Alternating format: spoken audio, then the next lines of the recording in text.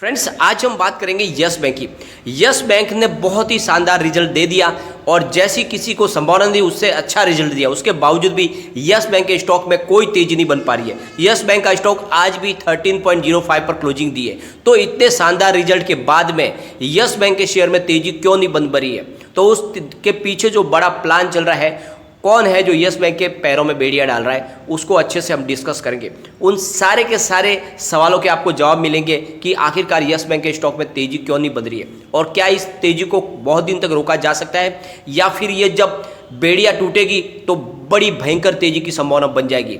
क्या यह गिरावट आपके लिए निवेश का मौका बन रहा है या फिर इस स्टॉक से दूर हो जाना चाहिए, जैसे कि बहुत जन लगातार यह माहौल फैला रहे हैं कि यस बैंक से आपको दूर हो जाना चाहिए, इस स्टॉक से जितना जल्दी हो बाहर निकल जाए। तो क्या ये पूरी तरह से कोई प्लान है या फिर वाकई में यस बैंक इतना कमज़ोर है कि इस प्राइस पे भी इस यस बैंक में बने रहना अच्छा नहीं है? तो सारी की सारी संभावनाओं को तलाशेंगे, साथ में सारे के सारे जवाब प्रश्न।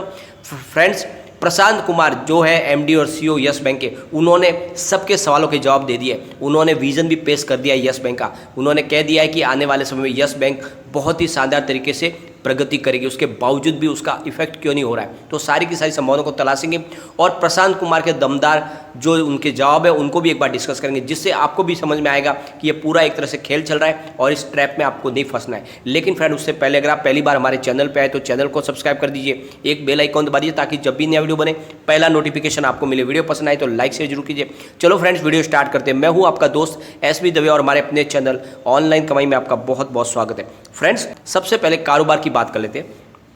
आज यस बैंक का स्टॉक 13.35 पर ओपन हुआ।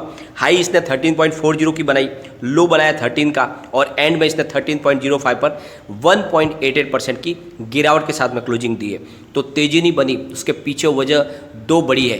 एक तो जो नेगेटिव माहौल बनाने वाला जो ग्रुप है वो बहुत ही जोश और जोर शोर से सक्रिय हो चुका है और अपने सेल के टारगेट देने उन्होंने शुरू कर दिए। जैसे ही यस बैंक अपना रिजल्ट पेश करती है उसके बाद वो सब बाहर निकल आते हैं अपने सेल के टारगेट देने के लिए, ताकि लोग उनके बहकाव में आ जाए और इस स्टॉक से दूर हो जाए। तो उनकी मंशा क्या है वो तो समझ में नहीं आ रही है, लेकिन इतने दमदार रिजल्ट के बाद में भी उनके वही जो बात है जो पहले कह रहे थे वही बात अभी भी कह रहे हैं। जबकि इसके बावजूद भी यस बैंक ने रिजल्ट बहुत अच्छा दिया, लेकिन उसमें उस रिजल्ट की कोई उनकी तरफ से तारीफ नहीं, उसमें कमियां ढूंढ ढूंढ के निकाली जा रही है।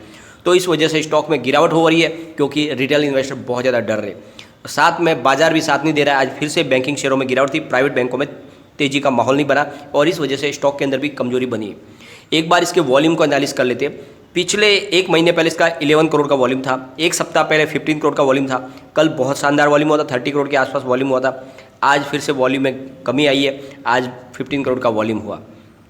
फ्रेंड्स, स्टॉक लगातार फ्रेंड्स और इस गिरावट के पीछे सबसे बड़ी वजह यह भी है कि आज बाजार में भी नरमी थी। निफ्टी 50 करीब 15,746 पर करीब 0.49% की गिरावट थी निफ्टी 50 के अंदर।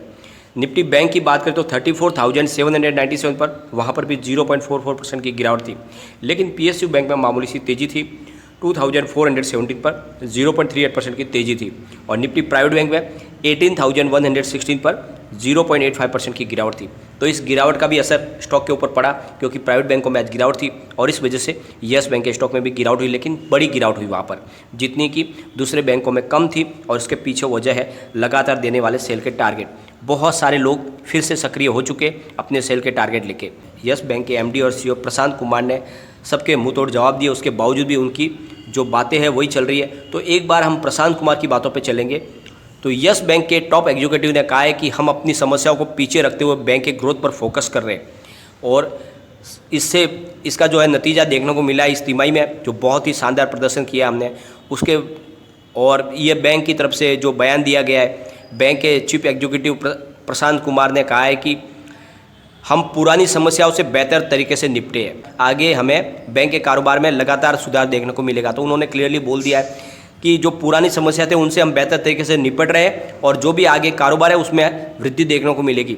ये सोचने वाली बात है कि उनकी तरफ से बहुत ज़्यादा पॉजिटिव मैसेज दिया गया है। बैंक पहली तिमाही हासिल करने में शानदार मुनाफे की परंपरा को आगे बढ़ाता रहेगा। और बता दें कि साल 2018 के बाद यस बैंक ने यह सबसे शानदार प्रदर्शन किया है और बड़ी फी इनकम, लोन में रिकवरी और ज़्यादा से ज़्यादा लोन देने की वजह से बैंक के प्रदर्शन में सुधार देखने को मिला है। मार्च 2020 के बाद बैंक की हालत काफ़ी ख़राब हो गई थी। उसके बाद आरबीआई ने बैंक के बोर्ड को भंग कर दिया था। फिर बैंक के उद्धार के लिए बैंकों का एक ग्रुप बनाया और उसके बाद यस बैंक की स्थिति में फिर से लगातार सुधार देखने को मिल रहा है। प्रशांत कुमार ने यह भी कहा है कि भारत में बढ़ते हुए वैक्सीनेशन के कारण कोरोना की नई जो वेव है वो इतनी घातक नहीं होगी। और उन्होंने ये भी कहा कि पिछले साल के कोरोना की पहली लहर के कारण कारोबार में माहौल में सुधार होता दिखाई दिया था। उसके बाद तुरंत बाद अप्रैल में कोरोना की दूसरी लहर आ गई, जिससे देश को बहुत ज़्यादा नुकसान हुआ, जिसका असर रिकवरी पर देखने को मिला है। तो उनका कहना है कि अगर कोरोना की दूसरी वेव नहीं आती तो इससे भी अच्छा रिजल्ट हम पेश कर सकते थे। अपने प्रॉफिट में बढ़त बनाने में काफ़ी ज़्यादा कठिनाई का सामना करना पड़ रहा है। उन्होंने ये भी कहा कि आगे कोरोना के प्रभाव की संभावना के बावजूद बैंक का लक्ष्य अंत तक क्रेडिट डिपॉजिट रेशियो को 100% बनाए रखने का उन्होंने लक्ष्य रख दिया। यानी मार्च के अंत तक वो अपने क्रेडिट डिपॉजिट रेशियो को 100% तक लेके जाएंगे। तो इस तरह से उन्होंने एक बहुत बड़ा विजन पेश किया यस बैंक को लेकर और उससे लग रहा है कि यस बैंक आगे कमाल करेगी। लेकिन उसके बावजूद भी जो यस बैंक के CEO MD ने इतनी बड़ी जो बातें कही, उसके बावजूद भी यस बैंक के स्टॉक में गिरावट है। तो उसके पीछे वजह है कि जो सेल के टारगेट लगातार दिए जा रहे हैं और कहा जा रहा है कि इस स्टॉक से आप दूर हो जाए। तो जो MK ग्लोबल है, जो लगातार आपको बोलते हैं सेल की टारगेट देते हैं, उन्होंने फिर से वही अपना रोना रोया। MK ग्लोबल ने कहा है कि यस बैंक का शेयर कभी भी 10 रुपये तक जा सकता है और जितना जल्दी हो सके आप यस बैंक के स्टॉक से बाहर निकल जाए।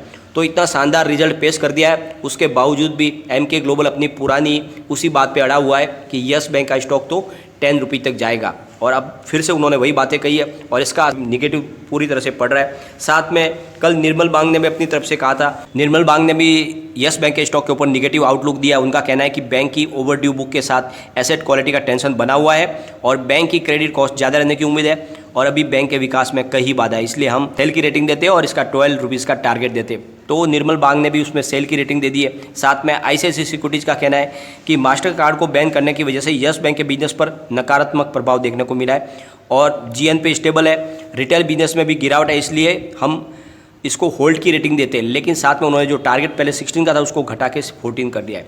तो यही सबसे बड़ा रीज़न है कि बहुत बड़ी बड़ी ब्रोकिंग फर्में लगातार इसके ऊपर सेल के टारगेट दे रहे हैं। करीब 60% लोग यस बैंक के स्टॉक से निकल जाने की सलाह देते हैं।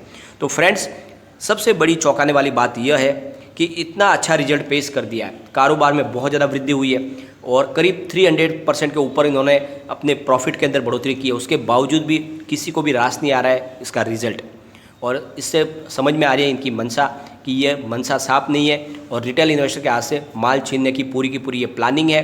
क्योंकि जब यस बैंक के पास कुछ भी नहीं था, जब यस बैंक की शुरुआत हुई थी उस समय भी यस बैंक के शेयर की प्राइस तो 12 रुपीज़ थी। अब फिर से वो 12 के ही टारगेट दे रहे, उससे नीचे के टारगेट दे रहे। इसका मतलब क्या हुआ, जबकि इसके बीच में तो यस बैंक ने बहुत कुछ अचीवमेंट कर लिया है।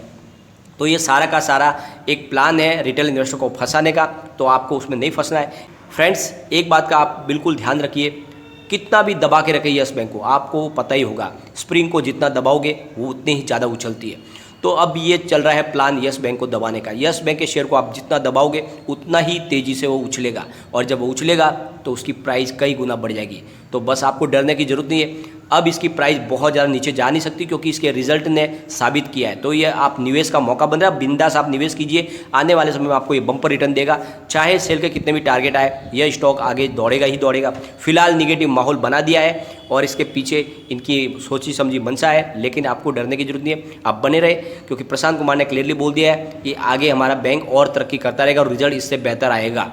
तो आपको घबराने की जरूरत नहीं है। लेकिन फ्रेंड, कोई भी इन्वेस्टमेंट करने से पहले अपने फाइनेंशियल एडवाइजर से एक बार एडवाइजर ले ले या अपना खुद का रिसर्च करें, क्योंकि मैंने वीडियो आपके एजुकेशनल पर्पज के लिए ही बनाया है। वीडियो पसंद आए तो लाइक शेयर जरूर कीजिए और चैनल को सब्सक्राइब कर दीजिए। Thank you friend.